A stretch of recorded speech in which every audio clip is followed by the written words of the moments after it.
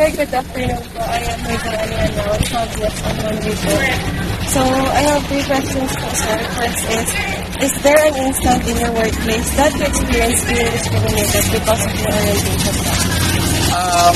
In our current workspace, I wouldn't say that it's an outward discrimination, but more of a subtle discrimination in the sense that we're still traditional when it comes to the academe, that members of the LGBTQ community cannot still dress the way they want to dress. They still cannot grow their hair the way they grow their hair.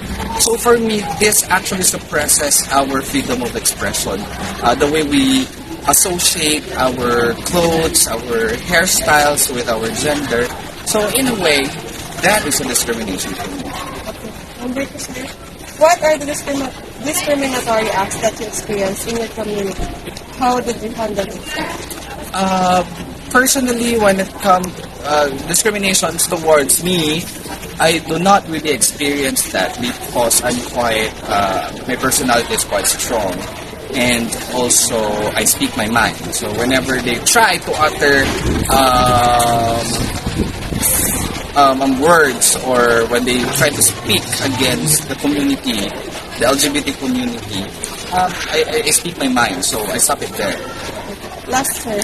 What is your stand about creating a third restroom for people in LGBT? Contrary to the popular belief of the community, creating a third bathroom is not helpful at all. It wouldn't raise awareness, it wouldn't promote equality and equity when it comes to the members of the community, because it gives us more segregation. It enforces and it actually encourages segregation, because we have male, female, and now we're gay. So people who are closeted, who would be forced to use the third bathroom, would be out forcefully. So for me, it's a no. I'd rather have one general bathroom instead of three. I am Hazel Aliana from BSN1J po. We are conducting this survey po for our subject ethics. So may I know the name po? I am Cassiopeia Mark Brandon Francisco Arcache Valdovi III. Thank you po. We have three questions po. And first is there an instance in your workplace that you experienced being discriminated because of your orientation po? Sometimes. Okay po. And number two po, what are the discriminatory acts that you experience in your community? How did you handle it po? Okay, discriminatory acts in my community, or in our community rather. Lots of instances that they discriminating us in the society because of our gender preference, like LGBTQIA plus community. Those people didn't know what the meaning of LGBT, because we're not a sin or not a virus in the society. Rather, we part of LGBT is the new asset of this community. So ladies and gentlemen, tell me why you should have to discriminate us, because part of LGBT stands for teachers, professional teachers, lawyers, or even in politics. So why they should have to discriminate us in the society? Because we contribute to a lot of things in this community. Thank you. How did you handle the discriminatory act? Okay, I can handle discriminatory act as simple like this, by silence. Why? Because if you keep silence, those silence means by professional act. Because those people trying to put you down 6 feet under the ground. But I believe of the saying of the ex-president of the United States of America, Mr. Benjamin Franklin, says, "We all created God equally, no more, no less." So I keep silence while those people trying to discriminate me in this society. Thank you very much. Last question po. What is your stand about creating a third restroom for people in LGBT? Okay, my stance creating third restroom for LGBT, I'm not favor for that. Why? Because our country is suffering global economic crisis. So the fund, yung pondo na ilalahad para sa third restroom ay ilahad na lang nila sa mga ibang projects. Why? Because we're not trying to ano yung tawag doon, tolerate us. We would like to accept us, not to tolerate us other people. Kahit na anong preference mo, even though you're a part of, even though you're a man, a woman, or gay, or a lesbian, you have a right, or you have a right to prove kung saan ka mag-enter. Depende sa preference mo kung saan ka papasok, sa man or sa woman. Pero yung third restroom, hindi ako favor. Kasi we're suffering global economic crisis. Maraming paglalaanan ng papondo na ilalahad sa pang third restroom. So, hindi ako favor for that. I'm sorry. Thank you po. Thank you. Good afternoon po. Ako po si Andrea. I'm Ruby po. Hindi po. Magpo-question po kami about po sa LGBTQ plus community. So, number one is, ano po, meron po bang mga instances na discriminate po kayo sa sarili niyo pong workplace? May mga siguro may hindi naman kasi pare-pares ang tao. May mga tao na hindi tanggap ang third sex talaga sa community natin. Siyempre hindi naman natin masasabi kung sino yung nakakaintindi sa atin. Hindi ko naman sinasabi na halos lahat. May mga iilan lang na tao na hindi nakakaintindi sa amin. So, paano namin hinahandle yung sitwasyon na yun? So, hinahayaan na lang namin sila, iniintindi namin sila para just in case hindi na lumala yung pag-discriminate na nila sa amin. Number Next question po is, what are the discriminatory acts that you experience? Number 2, what are the discriminatory? Well, kagaya nga ng question dyan sa question number 2, hinahandle namin yung sitwasyon na ganyan through silence. Silence na lang kami kasi kung papatulan pa namin ang mga bagay na yan, mas lalong lalala at lalala yung pag-discriminate nung ibang tao sa Para mag-gain your style. Yung pangatlo po is, ano po yung masasabi nyo about creating po ng restroom para po sa mga LGBT? Well, mas maganda sana kung magkaroon na rin kami ng sarili naming restroom like sa bar, like sa ibang lugar, di ba? Just for example, mall. Sa mall kasi, hindi kami inaalaw na umihi sa pangbabae. So, kailangan namin yun. Kasi yung time na nawawalan na rin kami ng respeto sa sarili namin dahil hindi kami pinapayagan ng umihi sa pangbabae. So, kailangan namin ang restroom ng pangbabae. So, Mr. Anjo, ito na yung tanong ko una. Is there an instance in your workplace that you experience being discriminated because of your orientation?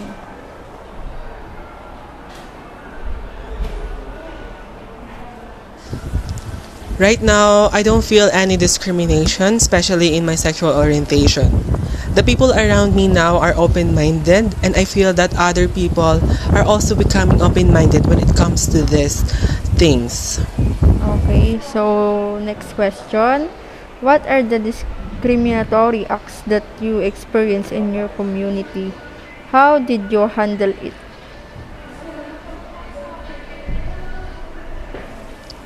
Bullying. I was bullied because of my gender, skin color, and for being fat. I handle these things by ignoring them because I don't need it and I know it won't do me any good. So it's better to just ignore them and stay away from closed-minded people. And you know what? Being gay or being part of the LGBTQA+ is not a crime and it's not a sin. So stop using God to justify your prejudice, and religion is about loving one another. You're just looking for an excuse to hate. So, next question tayo. Last question. Number 3. What is your stand about creating a third restroom for people in the LGBTQ+? Creating a restroom for LGBTQA+ makes every situation complicated and uncomfortable. It is complicated because the word discrimination exists more and more I think we really need just to respect each other and be open-minded all the time. Good evening po. I am Hazel Anik Anaud from Bachelor of Science in Nursing under Section J po. May I know the name of the respondent po? Darwin M. Giana. Okay po, then let's proceed to the question po. I have 3 questions po, and the first one is there an instance in your workplace that you experienced being discriminated because of your orientation po? Well, basically, in where I work, which is in UE, University of Taste, Caloocan, it's a good thing that people are like informed or aware of, anything that is related to gender sensitivity. And in fact, in school, we do even have a gender sensitivity program for students. And I don't think it's an issue in school. That's why even students don't feel discriminated. Of course, there are instances among students we cannot avoid that, but still they are protected with this gender sensitivity program. In my case, I have never experienced that in where I work for the past 14 years. Okay po. Okay, let's proceed to number 2 po. What are the discriminatory acts that you experienced in your community? How did you handle it po? Well, basically, one is when people are like uneducated or uninformed about LGBTQ community. So that's one. Queer stereotyping, for example. Normally, gays are always associated to promiscuity. Like, they would always think that gay people are only into sexual activities, or they would always think that or in some cases they are uncomfortable when they are with gay people. I experience that sometimes. And what else? They are uncomfortable, they are uneducated, and normally some insults, but in my case I have never experienced that. My friends, insults, or sometimes when they are being teased because of their gender orientation. So, well, it's very like the same like years back on how gay people are still treated in the society. Some claim that there is acceptance, but personally I think it's just more of tolerance and not acceptance. Because still there are these forms of discriminations among queer people in our society. So, yeah. So, last question na po. What is your stand about creating a third restroom for people in LGBTQ+ po? Come again? Creating a what? What is your stand about creating a third restroom for people in LGBTQ po? There should be.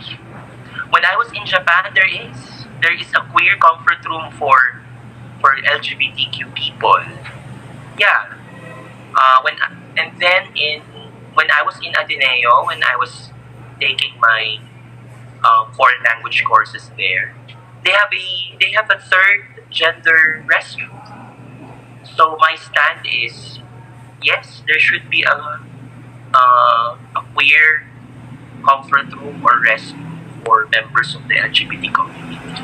At least they would feel secured when they need to go there. Like, they feel secured, and there is this sense of exclusivity. At least there is a sense of exclusivity, so that there's no confusion of like, I don't want to call it confusion, but it's like you don't go to the male restroom because, well, anatomically you're male, but your gender orientation is queer. Okay. So you don't go to male restroom, you don't go to female restroom. But of course, there's nothing wrong with that. It's just that definitely, gay people would again experience some sort of, some sort of insults, or like again being discriminated of, like for example, if they dress weird, if they dress drag, or if they dress like really so expressive of them being gays. So again, they would be like insulted of, why are you here? You should not be here, something like that. Or the same with with lesbian people, something like that. So it is safer to have a third gender comfort for LGBTQ people. Personally, I think there should be. Yeah. Okay po, yun lang po. Thank you po. Alright, Thank you. bye. Sana nakatulong. Okay, thank you. po. Bale, ito pong survey na ito is ginagawa po namin para sa subject namin na ethics about po sa LGBTQ. Pwede pong matanong ang pangalan po ng respondent. Mars Balesteros. Bale, meron po kaming tatlong katanungan. Una po, meron po bang pangyayari na sa trabaho niyo po, na-discriminate po kayo bilang member po ng LGBT? Wala po. Okay po. Number 2 po, ano po yung mga discrimination na na-experience niyo sa paligid niyo po? Hindi po sa trabaho. Sa paligid niyo po. At paano niyo po na-handle yung discrimination na nangyari? Wala pa naman akong encounter na na-discriminate po kami. Kaya, in a way na wala rin po na akong ginagawang way na paraan para Ma-discriminate. ma-discriminate. Pero if ever po, pag na-discriminate po kayo, paano niyo po i-handle yun? Deadma lang. Deadma lang. Deadma lang po. Tapos, ang last po, ano po ang opinion nyo about sa pagkakaroon ng ikatlong CR para sa mga member po ng LGBT? Wala namang dapat na ipagkabahala sa LGBT. Kasi marangal naman marangal naman yung ginagawa namin. Opo, so okay lang po Okay sa lang. inyo na magkaroon po ng CR? Okay lang po ma'am. Ano po yung instance na kapag merong incident na pinahiya po ang isang LGBTQ, mag-change pa po ba ang opinion nyo or ganun pa rin? Ganun pa rin. Ganun naman ako eh. Kahit na ma-discriminate. Basta deadma lang. Wala lang. Thank you. In my lifetime, for being a gay person, I once experienced discrimination back then when I was in 9th grade. My classmate told me that I was solid ng lipunan, or should I say, a burden to society. I was left there speechless. For me, I think it would be nice to have a third bathroom for us. Since I am shy to go to girls' bathrooms and boys' restrooms, it would be great to have some space and privacy, especially for me being part of the LGBTQ community. Get any discriminatory acts in my community because I am a closeted person, but when I also go outside and pull up with my friends, I don't get called out for being gay either. I rarely experience it. Maybe I'll experience it soon. Now, from BSN 1J po, we are conducting this survey po for our subject ethics po. May I know the name of respondent po? Queen Peralta. Okay po, we have 3 questions po. First is there an instance in your workplace that you experienced being discriminated because of your orientation po? In Tagalog po, meron po ba kayong pangyayari na na-discriminate po kayo sa loob po ng trabaho ninyo? Marami. Number 2 po, ano po yung mga discrimination na na-experience na po sa loob ng community nyo? Daan lang ako, saglit. Excuse me po. Ano po yung discrimination na na-experience na po sa community po? Yung paghuhusga sa mga katulad namin. How did you handle it po? Paano niyo po hinandle? Pinapatunayan ko sa sarili ko na mali siya.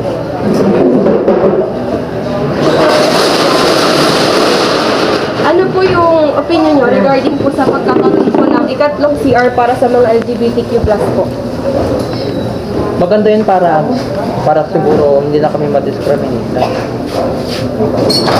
Good afternoon po, Bali. I am Hazel Ani Anaod from Bachelor of Science in Nursing 1J po.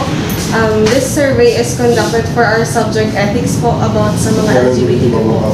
Bali, we have 3 questions po. And the first one is there an instance in your workplace that you experienced being discriminated because of orientation po?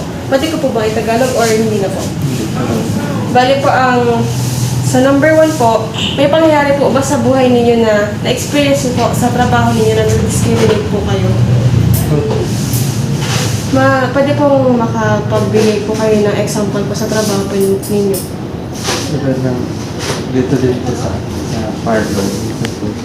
May mga patrol, may mga agent kasi sa trabaho ko na. May mga iba, yung pag-diligan o pag-diligan po, may mga iba kasi pera-pera lang po yung nasisira. Kaya minsan kami din sa mga LGBT, minsan na member, nasisira din. Nasisira din. Okay. Okay po, next po is number 2. Ano po yung mga discrimination na na-experience niyo po sa loob ng community po? At paano niyo po na-handle po yung discrimination na po? Handle din po siya sa mga trabaho ng po. Sa paligid po? Sa paligid. Opo. Nayaan ko lang din po kasi sa sarili mo lang din po. Ikaw lang din po naniniwala. Kaya alam po naman yung mga tao judgmental or bullying. Kailangan po natin na maging positive. So, hindi nyo na lang po sila pinapansin? Yes. Okay. So, last question po. Ano po yung opinion nyo regarding sa pagkakaroon ng third restroom or ikatlong CR po para sa mga member po ng LGBTQ po? Maganda rin po para wala na din po judgmental. Tapos, gusto lang din po namin na umiyo, dumi. Kaya mas mabuti lang po yung third one. Thank you po. Bali, ano po? Last na lang po. Ano po name niyo po? For documentation lang po. Jordan Pibanan. Thank you po. Ngayon po, ako po si Zulani Angawad sa BSN Marketing po. Bali, meron po akong tatlong katanungan. At yung una po is, meron po bang pangyayari sa trabaho mo na naka-experience ka ng discrimination po? Okay po, number 2 po. Ano yung mga pamamahaya or discriminatory na experience mo sa community po? At paano po na-handle about sa pagiging LGBTQ member? Actually, parang ano lang, bayo lang ako. Pero considered pa rin po siya. Alam ko.